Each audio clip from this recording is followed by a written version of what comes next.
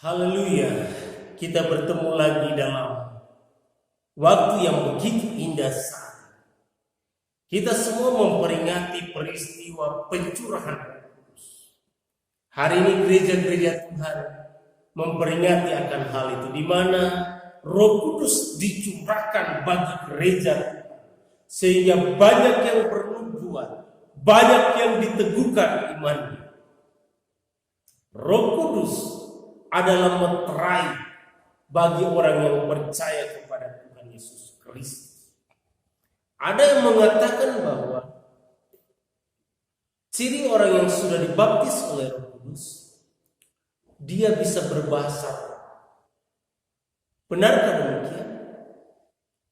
Bagaimana dengan kita yang tidak mengerti dengan bahasa roh?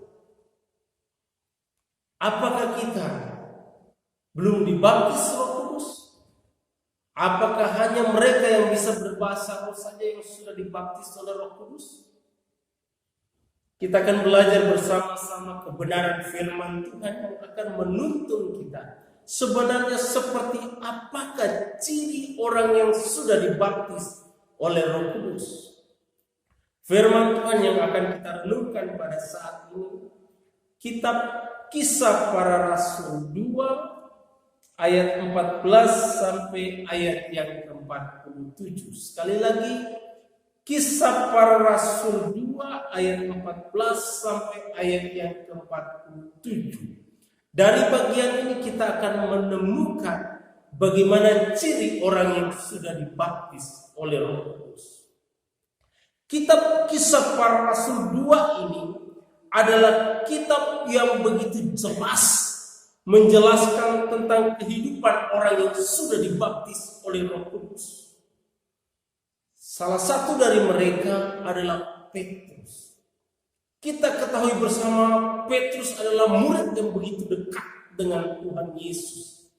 Bahkan saya mengatakan bahwa Petrus adalah orang yang pertama mendemonstrasikan kekuatan Allah sebelum dicurahkannya Roh Kudus. Peristiwa itu terjadi di sebuah danau. Hari itu mereka berlayar. Yesus tidak bersama-sama dengan mereka. Yesus ada di bukit untuk berdoa, tetapi murid-muridnya berlayar. Tetapi pada waktu mereka sampai di tengah danau, tiba-tiba ada angin kencang. Ada badai yang begitu kencang. Sehingga murid-murid ketakutan. Kenapa? Karena kapal mereka bergoyang-goyang, bahkan hampir tenggelam. Melihat situasi seperti itu, Yesus tidak membiarkan mereka. Yesus datang menolong mereka. Dan kita melihat di sana bagaimana respon dari seorang Petrus. Dia mengatakan dalam percakapan itu begini, Tuhan, apabila itu Engkau, suruhlah aku datang kepadamu berjalan di atas air.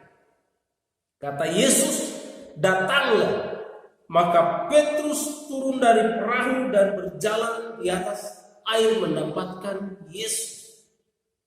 Pertama kali mendemonstrasikan kekuatan Allah.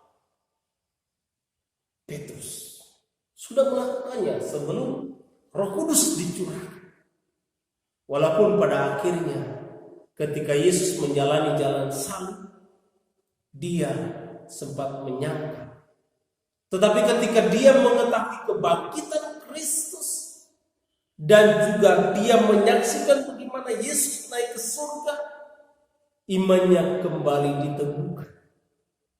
Apalagi hari itu pada waktu peristiwa Roh Kudus dicurahkan, dia semakin teguh, dia semakin percaya kepada Tuhan Yesus. Bahkan kita melihat di sana baptisan Roh Kudus yang dialaminya menjadikan dia begitu berani bersaksi. Dia tidak takut lagi, dia tidak gentar lagi. Apapun resikonya, dia siap menerimanya. Baptisan Roh Kudus menyebabkan dia menjadi begitu berani menyampaikan kesaksian tentang Yesus Kristus. Oh, sungguh luar biasa. Kehidupan yang digerakkan oleh Roh Kudus memberikan keberanian untuk menyampaikan kesaksian bahwa hanya di dalam Yesuslah ada jalan keselamatan, bahwa darah Yesus menebus dosa orang yang percaya kepadanya. Inilah yang terjadi dari kehidupan Petrus. Ketika dia menerima baptisan Roh Kudus, dia menjadi begitu berani bersaksi. Dalam kitab pasal 2 ini kita melihat di sana Petrus berkata begini, bertobatlah dan hendaklah kamu masing-masing memberi dirimu dibaptis dalam nama Yesus Kristus untuk pengampunan dosamu, maka kamu akan menerima karunia Roh Kudus. Baptisan Roh Kudus yang dialami oleh Petrus adalah baptisan yang merubah hidup. Ia begitu menghargai nilai pengorbanan yang membawa kelepasan dari dosa. Ia menjadi begitu berani bersaksi. Dan kalau kita melihat pembacaan kita pada saat ini, ketika dia bersaksi tentang pengorbanan Kristus dan tentang kasih Kristus, dikatakan dalam pembacaan kita ini, ada 3.000 orang percaya dan diselamatkan. Kesaksiannya membawa dampak yang begitu besar. Kenapa? Karena Roh Kudus yang menuntun hidup. Ini yang pertama. Bagaimana ciri orang yang sudah dibaptis oleh Roh Kudus? Dia punya keberanian untuk bersaksi tentang Yesus Kristus. Selanjutnya, saudaraku, baptisan Roh Kudus yang dialami oleh orang percaya pada waktu itu juga menuntun mereka semakin rindu beribadah, bersekutu bersama-sama. Dalam Kisah Para Rasul pasal 2 ayat 42 dikatakan begini, mereka bertekun dalam pengajaran rasul-rasul dan dalam persekutuan, dan mereka selalu berkumpul untuk memecah-mecah roti dan berdoa. Kerinduan bersekutu adalah unsur paling penting dari kekristenan. Sebab dengan persekutuan orang yang lemah bisa dikuatkan. Dengan persekutuan orang yang putus asa dapat dibangun kembali semangat hidupnya. Baptisan Roh Kudus akan melahirkan hasrat yang dalam untuk bersekutu, seperti yang dialami oleh jemaat mula-mula. Dikatakan dalam bagian itu, dengan bertekun dan dengan sehati mereka berkumpul tiap-tiap hari dalam bait Allah. Kita melihat di sana bahwa baptisan Roh Kudus menjadikan mereka menjadi begitu mencintai persekutuan. Setiap hari mereka ada di bait Allah, ada di gereja untuk memuliakan Tuhan. Baptisan Roh Kudus akan nampak dari kehidupan orang yang percaya kepadanya melalui kerinduan untuk bersekutu. Apakah kita rindu bersekutu? Apakah kita rindu beribadah? Kalau itu adalah diri kita, maka sesungguhnya kita sudah dibaptis oleh Roh Kudus. Itu yang kedua. Ciri orang yang sudah dibaptis oleh Roh Kudus, dia punya kerinduan yang dalam untuk bersekutu, untuk beribadah. Yang ketiga, kita juga melihat bahwa setelah pencurahan Roh Kudus, orang percaya semakin bertambah.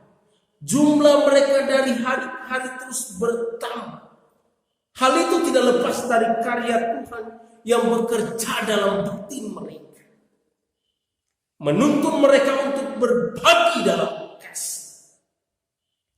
Roh Kudus yang tinggal dalam hati mereka menggerakkan mereka sehingga mereka menjadi begitu peduli dengan orang-orang yang ada di sekitar mereka.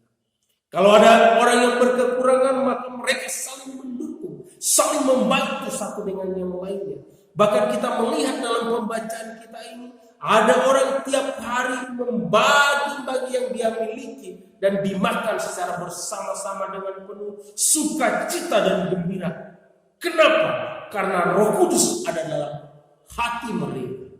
Mereka begitu hidup rukun, kasih mewarnai kehidupan mereka pada hari itu.